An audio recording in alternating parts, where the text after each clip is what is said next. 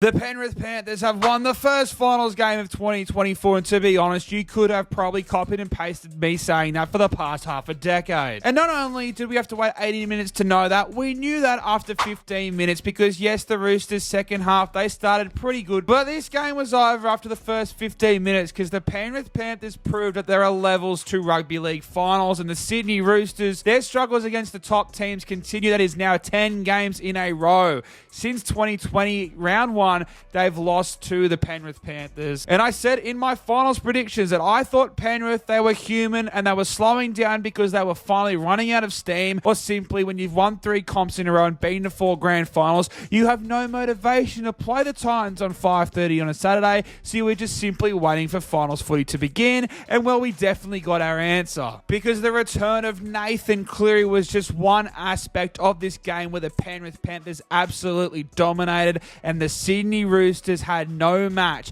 for James Fisher-Harris. I thought the Roosters forward pack had a great chance to stand up in this game. At least on paper, you'd probably say even without Jared, they're probably the second best forward pack in the final series. But the Penrith Panthers and those two leaders that have done so much in the game over the past couple of years just went, there is levels. The way Fisher-Harris and Leota ran straight through the Sydney Roosters, and then they were able to get down there and absolutely flog them. The Roosters looked good in that first set, and once they turned the ball over, Penrith pretty much just went bang, bang, bang, completing at a high percentage. They didn't make an error until about the 30th minute when Nathan Cleary got charged down by Connor Watson. And even then, the Roosters were so gassed from all their attack that a bench front row was the one who got to dummy half, and Penrith's line was all there. They defended what was a pretty useless set of 6 in attack by the Roosters. And even then, the start of the second half and periods in the second half where the Sydney Roosters were going to their strength that have been there all year, shifting the ball, getting it to those strike outside backs. Penrith just found a way to flip momentum. They've done it for years, whether it's through a Nathan Cleary kick,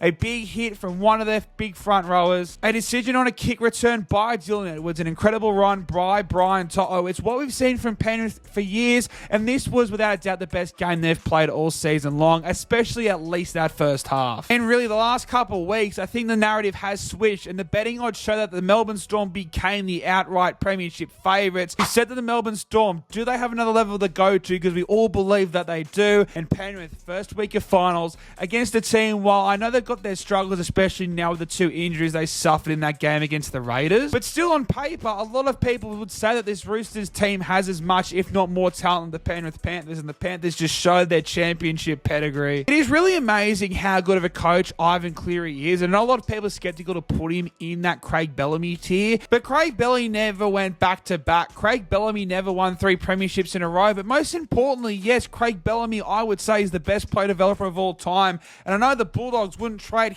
anything that they've done in the previous 12 months, but when you look at a guy like Alamotti, who was apparently too slow at the Bulldogs, the Penrith Panthers brought him over and many thought that he'd have to be a middle forward because he wasn't a good enough centre. He goes out there, and on an edge with Taruva, who is also going to the West Tigers, they absolutely bullied a combo of Joey Manu and Dom Young, who offered absolutely nothing. Angus Crichton absolutely offered nothing. Even as great as Teddy has been throughout this year, and what has been an incredible bounce back year, the Penrith Panthers completely shut him down. I know it's crazy to say that because Teddy did end up scoring, but let's be honest, he really had no impact compared to the impact he's had on other games this year, and it comes down to the fact that the Penrith Panthers completely dominated field position. But then when Teddy was able to get into attack, they just slowed the play the ball down. They slowed the ruck down because their contact was so good, and Spencer Leniu was great to start in that second half, and maybe you can question whether he should have been coming off the bench or not. But when Nathan Cleary kicks the way he does up against the Roosters, who can't play the big long grind game, and you have Fisher-Harris and Leota looking as good as they have for the first time since probably last year's grand final when they dominated Payne Haas and Paddy Carrigan. Not even to mention Dylan Edwards, who after a few weeks of injuries concerns, and there still is a lot of tape around their knee, but he came out and said, yeah, this is why I was the New South Wales fullback over Tedesco. And then even a guy like Tango, who did have a massive defensive lapse, that's probably still the area of concern for Penrith, but even then, him and Cleary hasn't been there in a while, going up against one of the scariest edge attacking threats in the competition with a guy like Angus Crichton, he absolutely offered nothing. And that all comes back to the way they were able to manage the game and control possession. And I think that's going to be really disappointing for the Sydney Roosters. And look, maybe they did need another week week off. But I also think when they've got all these new combinations, they need to work them out, and during a game is the best time to do that. Unfortunately, Sandon Smith didn't have the best game, and any plan that they wanted to put in place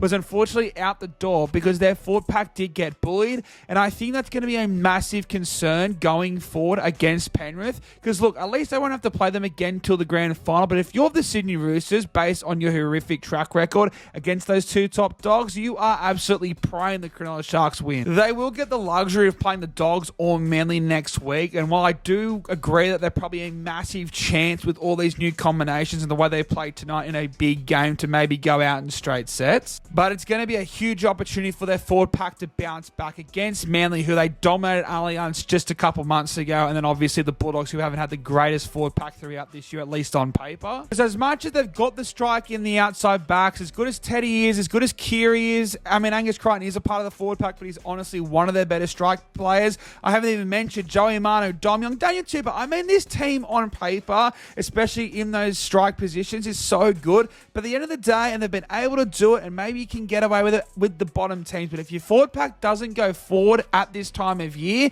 then you're going to struggle to get whoever it is the ball. But that was the benchmark, and Penrith said it tonight. It's going to be interesting to see how the teams respond for the rest of this final series. And just quickly, I know a lot of Roosters fans will be unhappy with Ashley Klein, and yes, completely agree. The forward pass, I mean, that wouldn't even be a forward pass in the NFL. And the trip on James Tedesco was worse, and Teddy, maybe you should have milked it, but I guess Teddy just has too much aura, being a New South Wales legend. But this game was more about the Penrith Panthers. They made a statement. There is levels to this game, and that is why they are the greatest modern-day team in maybe world sport. Nathan Cleary is great. Jerome Luai has been nearly at his career best form this season. Isaiah Yeo, since Origin 3, is playing his best career form. And Dylan Edwards, well, he was absolutely electric in a one-on-one full-black battle with James Tedesco last night. So I know this might sound crazy, and to be fair, I did literally tip them to win the competition. But I will say that the Penrith Panthers are once again, in my opinion, the team to beat. It'll be interesting to see how the Melbourne Storm respond, because Penrith went, yeah,